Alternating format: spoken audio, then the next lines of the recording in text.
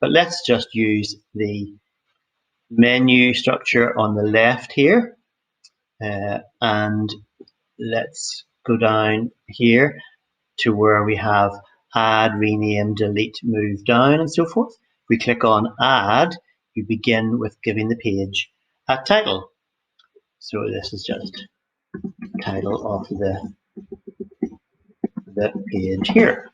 So all you do to begin with, and hey presto, you've now got a page called title of page here.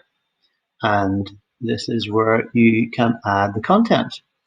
But to do that, you have to click edit text, and then you're in the page where you can put the basic content of your page.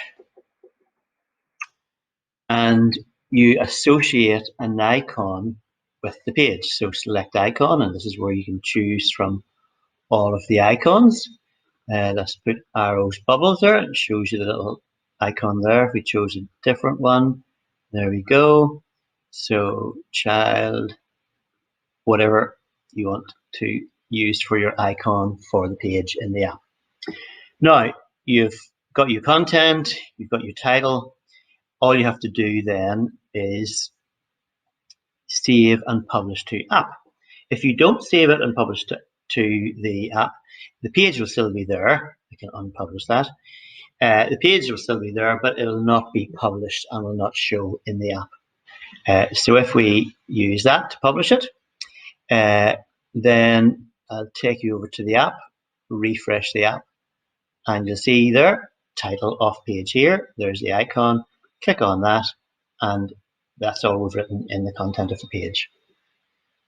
Go back, and there you go. The page is there and it's published. If you unpublish it, it's still here for you to go back to and edit anytime you want, but it's no longer published in the app. And when the app is refreshed, hey presto, it's disappeared. So it's not visible in the app, but it is here for you to continue to edit or work on.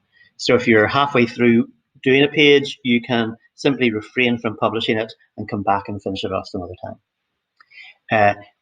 There are other ways of hiding the page from view on the app as well. You can actually go back to the title of the page and click rename to rename it.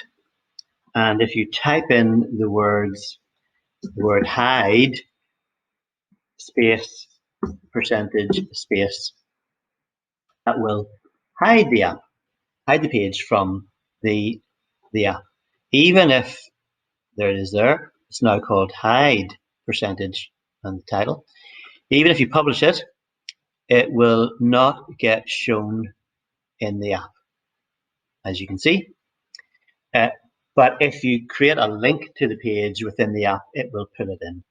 So that's a little bit of a trick where you can create pages which don't appear on the menu structure, but they can be pulled in or referenced from within the app without being part of the menu structure.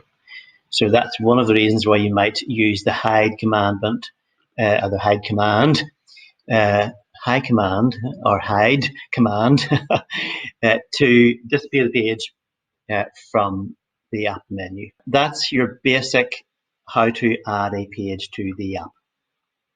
Literally click add, give it a title, and go ahead and edit and create your content in this panel. So the other type of page that you may wish to use is one that is actually a link to another page on the web or another resource or piece of content. And it doesn't involve you creating content here at all. It's already external to the app. So to create that kind of web page link, you go down here, and rather than this add button, you use the add web page link. Now, just a little note, you already need to have the link established in your memory, computer memory, ready for the Control V, because once you press this and give it a name, let's call this JK Cal, click OK, it's going to bring up this panel to ask for the link. And if you're not able to type it in or paste it in there, you'll miss it if you go off this page now. So I've got one already set up there, and that's a link to my calendar. Click on OK, and hey presto, we've now got JK Cal just here, a page called JK Cal, and it's really just a link to my calendar. But I'll show you something here now. I haven't selected an icon for JK Cal. The page here is empty. Of course it is, because it's only a web page link behind that. This won't have anything, but it's not got an icon associated with it either. So let's go back to the app, refresh it, and you'll see what happens when there's no icon. There's JK Cal, but it hasn't got an icon, so it looks a bit naff with everything else having an icon and a title, and this one without an icon. If you do click on it, you'll see that it will immediately call up the web page link. There's my calendar, and then to go back into the app directly, you just hit the go back button on your phone or tablet or wherever it is. So if I put an icon there, any old icon will do for now, and go back to the app and refresh, you'll see the icon. Next look. Reasonable. All these icons are the same size, 64 pixels by 64 pixels. Now the JK Cal isn't needed for anything, so I can actually safely delete it. And there we go. Just click on down here, click delete. It checks it's absolutely what you want to do, JK Cal, and there we go.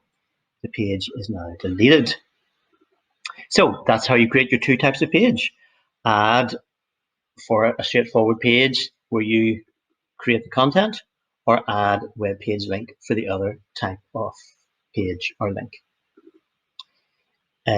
That will probably do us for now, other than to show you that the secondary level pages, when you're creating something that's going to have a secondary level page, you can see here that this is called parent zone space percentage permission forms, and that's the name of this page, which means the top level menu will present as parent zone.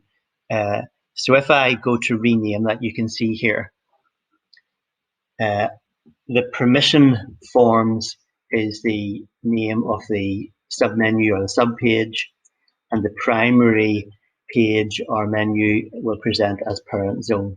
And in between the two is space percentage space, and that's all you need to do to create a subpage or submenu.